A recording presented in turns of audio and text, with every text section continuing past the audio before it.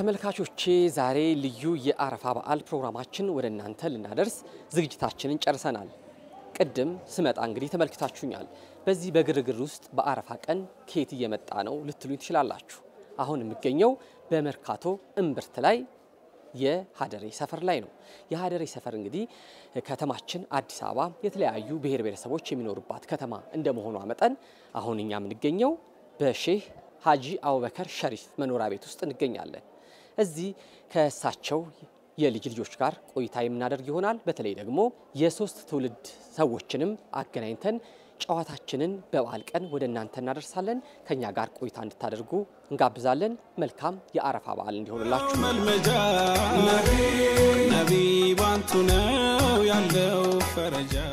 ተመልካቾቻችን ቀደም ብዬ እንዳስተዋወቅኳችሁ አሁን የምገኘው ሀደሬ ሰፈር ነው። ሀደሬ ሰፈር እንግዲህ ታሪካዊ መኖሪያ ቤት ውስጥ ነው የምገኘው። እዚህ መኖሪያ ቤት ውስጥ ከሚኖሩ ቤተሰቦች ጋር አጠር ያለ ልዩ የአረፋ መሰናዶ አዘጋጅተናል። ከነሱ ጋር የምናደርገውን ቆይታ እንድትከታተሉን ጋብዛለሁኝ። እንኳን አደረሳችሁ በቅድሚያ ለአረፋ በዓል። መርካቶ ወይንም ተክለ ሃይማኖት በሚባለው ሰፈር ውስጥ ሀደሬ ሰፈር፣ ከሀደሬ ሰፈር ባሻገር ደግሞ ታሪካዊ መኖሪያ ቤት ውስጥ ነው። ይሄ መኖሪያ ቤት ከተሰራ እንግዲህ ከ80 ዓመት በላይ አስቆጥሯልና ሀደሬ ሰፈርና እናንተን ምን ያገናኛችኋል የሚለው የመጀመሪያ ቢስሚላህ ወልሐምዱሊላህ ወሰላቱ ወሰላሙ ዐላ ረሱሊላህ ሰለላሁ ዐለይሂ ወሰለም። እንግዲህ ሀደሬ ሰፈር ስሙን ከማግኘቱ በፊት እንደ አንድ ሰፈር የነበረ ስፍራ ነው። ሀደሬዎች በሐረር ቆይታቸው ከነበረው ተጽዕኖ አካባቢያቸውን ለቀው ወደ አዲስ አበባ ሲመጡ መጀመሪያ ተበታትነው እንደነበረ ነው። ቀጥሎ መሬት የራሳቸውን መኖሪያ ሰፈር ለማደራጀትና ለመገንባት ከመንግስት ምሪት ጠይቀው ባገኙት መሰረት ወደዚህ ሰፈር ከገቡት መካከል ሀጂ አቡበከር ሸሪፍ ከግንባር ቀደሞቹ አንዱ ናቸው። ይሄን እንግዲህ የምነግረው ከሰማሁትና ከሌሎች ከተረዳሁት ነው። በወቅቱ እኔ ስላልነበርኩ ማለት ነው። እንግዲህ በርከት ያሉ ሀደሬዎች እዚህ ሰፈር በመኖራቸው ምክንያትም ስሙ በእነሱ መጠሪያ ሀደሬ ሰፈር ተብሎ ሊጠራ ችሏል። ከሌሎቹ ዘመዶቻቸውና ጓደኞቻቸው ጋር በመመካከር ለመጀመሪያ ጊዜ ከዚህ ቤት ጋር ተያይዞ ያለውን መስጊድ እንዲሰራ እንዲመሰረት ምክንያት ከሆኑት መካከል አንዱ ናቸው። እንዲሁም ደግሞ ለህብረተሰቡ ሁለተኛ ደረጃ የሚያስፈልገው ትምህርት ቤት ነው። በትምህርት ቤትም የመጀመሪያውን ሀደሬ ሰፈር አባድር መስጂድ አባድር ትምህርት ቤት ተብሎ በቁጥር አንድነት የተመዘገበውን የራሳቸውን መሬት በመስጠት ትምህርት ቤቱ እንዲቆረቆር አድርጓል። ይህ ታሪክ እንግዲህ ከሀረሪዎች ጋራ አብሮ ተቆራኝቶ ያለ እስካሁንም ድረስ እየቀጠለ ያለ ነው። መርካቶ ውስጥ ያለውን አንዋር መስጊድ በጣሊያን ጊዜ ተመስርቶ የነበረውን ወደ አገልግሎት ለማሻጋገር በአካባቢው ከሚኖሩ ሙስሊሞች ጋራ በጋራ ሆነው ይህን መስጊድ ተገንብቶ እንዲያልቅና ለስራ እንዲውል ካደረጉት ግንባር ቀደም ሙስሊሞች ሀረሪዎች ግንባር ቀደም ሆነው የሚጠቀሱ ናቸው። የዚህ ሀደሬ ሰፈር በዓልን እርሱ በነበሩበት ዘመን እርሱ ደግሞ የእርሱ አባቶች እንዴት ነበረ እዚህ ሀደሬ ሰፈር በዓልን አረፋን በተለይ የሚያከብሩት ምን ይመስል ነበረ? አሁን ካለው ጋርስ ምን የሚያገናኘው ነገር አለ? እሺ፣ በጣም አመሰግናለሁ። በዓሉን በደንብ በሚያስፈልገው ጊዜ በዓሉ ራሱ እውቅና ተሰጥቶት በመንግስት ደረጃ በአሁኑ ጊዜ በደንብ እየተከበረ ነው ያለው። በኦል ኦቨር ኢትዮጵያ ውስጥ ያሉ ሙስሊሞች ሳይሆን ኢትዮጵያዊ ሙስሊሞች በሚል በደንብ እየተከበረ ነው ያለው።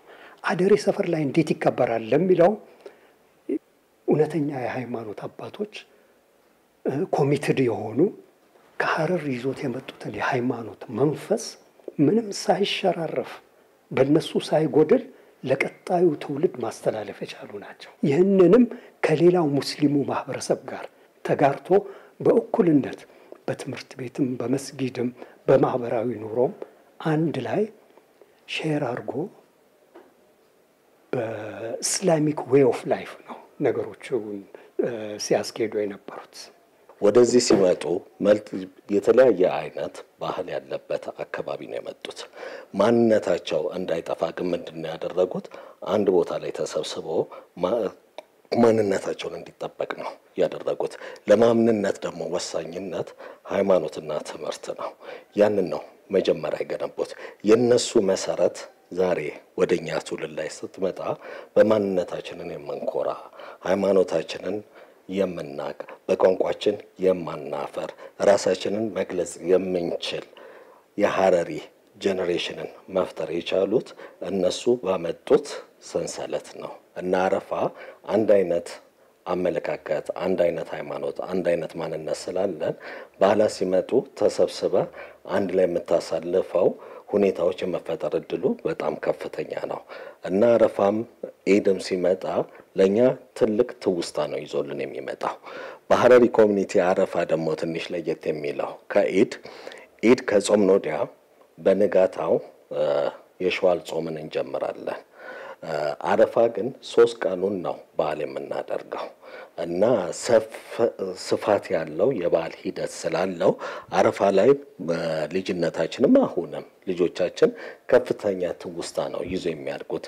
ለምን ዛሬ እኔ ቤት ዘመድ ወዳጅ ተሰብስቦ የሚበላ የሚደሰት የሚገናኝበት ሁኔታ ከተፈጠረ በንጋታው ደግሞ ወንድሜ ቤት ሊሆን ይችላል እና 3 ተከታታይ ቀን ያለው በዓል ነው አረፋና ትዝታው ብዙ ነው። ይሄ አረፋ በዓል ከሌሎች በዓሎች በተለየ የተለያዩ ጉዞዎች ይደረጉበታልና እርሶ እንደው አረፋን በዓል አያይዘው ይሄ ሃይማኖታዊ ጉዞ ምን ይመስላል? እንዴትስ ከዚህ በፊት ያካሄዱት ነበር? አሁንስ እንዴት ነው የሚለውን እናንሳ።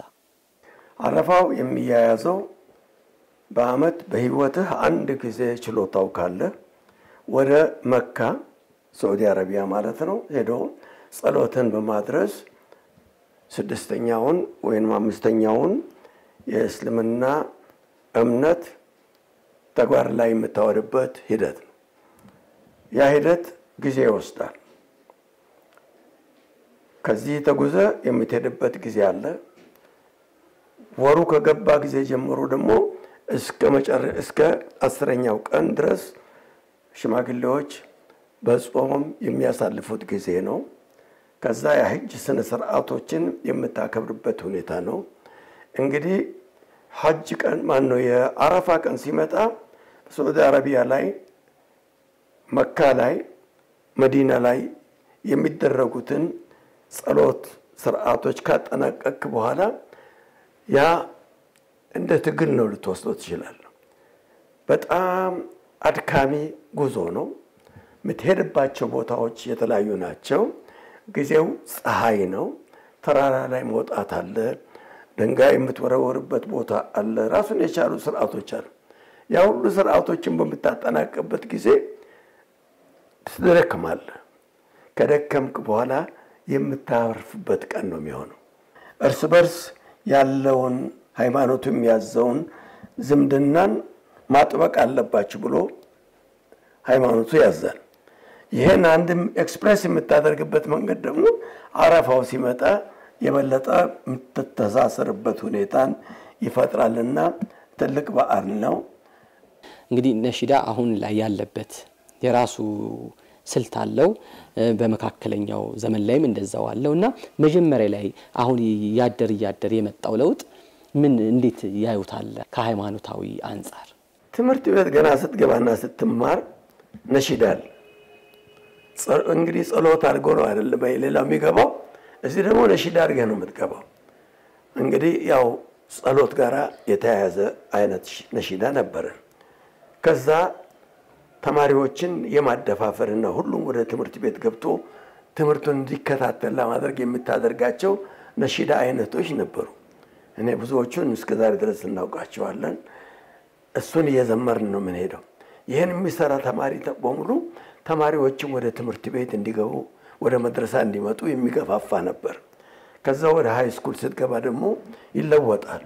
በዛ ደረጃ ላይ ስትመጣ የምታደርጋቸው መዝሙሮች ደግሞ ሀገር አቀፍ እና የሀገር አንድነትን እንግዲህ በወቅቱ የነበረው ሃይ ስኩል በነበርንበት ጊዜ የጃንሆይን በዓል አስመልክቶ የጃንሆይን አኑርልን ብለህ የምትለምንበት አይነት መዝሙሮች ነበሩ። በዛ ሁኔታ አድጓል። ወደ ኋላ ስንመጣ አሁን ያለንበት ጊዜ ስንመጣ አብዛኛው ከዘመኑ ሁኔታዎች ከዘመኑ ዘፈኖችና ነሺዳዎች ጋር የተቀላቀሉ ይመጡና ነሺዳው የአንድ ህብረተሰብ ብቻ ሳይሆን የብዙ ብሔር ብሔረሰቦችን ፍላጎትና ስሜት የሚያንጸባርቅ ሆኖ አንድነትን ከዛ በኋላ ደግሞ ጸሎት አድርገ ደግሞ በረከት እንዲያወርድ አላህን የምትለምንበት ወጣቶች በሙሉ እንግዲህ በሃይማኖታቸው በዲናቸው በባህላቸው ይሄን ይዘው እንዲያድጉና ይሄን እንዲያንጸባርቁ የተደረገ የተለዋወጠ መጥቶ አሁን ያለንበት ደረጃ መድረሱን አስታውሳለሁ። ቆንጆ የበዓል ቆይታ ያደረግን እንደምንገኝ ተስፋ አደርጋለሁኝ። ወደ እርስዎ ልመለስ ወደ ሀደሬ ሰፈርና የሀደሬ ነዋሪዎች። በተለየ የሀደሬ ነዋሪዎች አረፋን በዓል የሚያከብሩበት መንገድ አለ ወይ? ከሌላው የሙስሊም ህብረተሰብ እንደ ማህበረሰብ የሀደሬ ሰፈር የተለየ በዓሉን በምን ያከብራል? አዎ የሀደሬ ህብረተሰብ እንደ ማንኛውም ሙስሊም የአረፋ በዓል የሚከበርበት ወር ከገባ ጊዜ ጀምሮ በዓሉን የሚያከብርበት አካሄድ አለ። ያው ምንድነው? የመጀመሪያው 10 ቀናቶች ናቸው። በመጀመሪያው 9 ቀናቶች ይጾማሉ። ሁሉም በመጾም ነው የሚጀምሩት እና በተለይ የመጨረሻዋ ቀን እዛ ሳውዲ አረቢያ ላይ አረፋት የሚሉት ማውንት አለ። በዛ ቀን የመጨረሻው የጾም ቀናቸው ነው የሚሆነው። እዚህ ይጾማል። ሁሉም በጾም ነው የሚያሳልፈው። ዱዓ የሚደረግበት ቀን ነው። በሚቀጥለው ቀን የአረፋን በዓል ቅድም ወንድሜ እንደተከሰው 3 ቀን በተከታታይ ያከብሩታል እና ሁሉም ህፃናቶች እንደተለመደው አዲስ ልብስ በመልበስ ቤተሰቡ ደግሞ ለዛ ለአረፋ ለ3 ቀን ልዩ ዝግጅት በማድረግ አንድ ላይ ተሰባስቦ ኡድሂያ ይባላል። ዋና የበዓሉ ጽንሰ ሐሳብም የሚነሳው ከዚህ ከኡድሂያ ጋር ነው። ኡድሂያ ማለት መስዋዕትነት እርድ ማቅረብ ነው። ከዛ ጋር በተያያዘ በዓሉን ከሌለው ጋራም በማካፈል በዚህ አይነት ህብረተሰቡ ከዘመዱም ላሌለውም እያካፈለ በዓሉን በዚህ ሁኔታ ነው የሚያከብሩት የሀደሬው ህብረተሰብ። በጣም አመሰግናለሁ። ቆንጆ ቆይታ አድርገናል። እንግዲህ ለመጨረሻ ጊዜ በተለይ የሀደሬ ነዋሪዎችን ለአረፋ በዓል እንኳን አደረሳችሁ ማለት ይችላሉ? ቤተሰብም ካለ እኔ መላውን ሙስሊም ህብረተሰብ እንኳን ለዚህ ለአረፋ በዓል በሰላም አደረሳችሁ ማለት እወዳለሁ። እንደዚሁም በቅርብ ማቃቸው የሚያቆኝ ጓደኞቼን በስራም የምንገናኝ ሁሉንም እንኳን ለአረፋ በዓል አደረሳችሁ ማለት እወዳለሁ። በዚህ በዓል ውስጥ ትልቁ ነገሮችን የምንማረው ያው መስዋዕትነትን እንማራለን። ለዛ ነው ኡድሂያ የምናደርገው። በመስዋዕትነት ውስጥ ብዙ ነገሮች የሚገለጹ አሉ። በተለይ ለወጣቶች እና ለሃይማኖትም ሊሆን ይችላል፣ ለተለያየም ነገሮችን ሊሆን ይችላል። ወይም ደግሞ በህይወት ውስጥ በሚያጋጥመህ መሰናክል ውስጥ የምታልፍበት ጥንካሬንና መስዋዕትነት እንዲማሩ ነው ላስተላልፈው የምፈልገው። ሌላው ይሄ አረፋ በዓል የመቻቻል የመደሰት ሁሉም ሰዎች አንድ ላይ ተዛዝነው የሚያሳልፉበት ነው። አገራችንም በደስታ በፍቅር ሰላሟም ወርዶ አንድ ላይ የምናሳልፍበት ሂደቶች እንዲፈጠሩ እመኛለሁ። ለመላው የሙስሊም ማህበረሰብም መልካም የአረፋ በዓል እላለሁ። እንዲሁም ለሀረሪ ተወላጆችም መልካም የአረፋ በዓል እላለሁ። ለቤተሰቦችም ለወዳጆችም ለጓደኞችም መልካም የአረፋ በዓል እላለሁ። እሺ አባቶ እርሶን እንጣና የመጨረሻ የምታስተላልፉት መልእክት ካለ?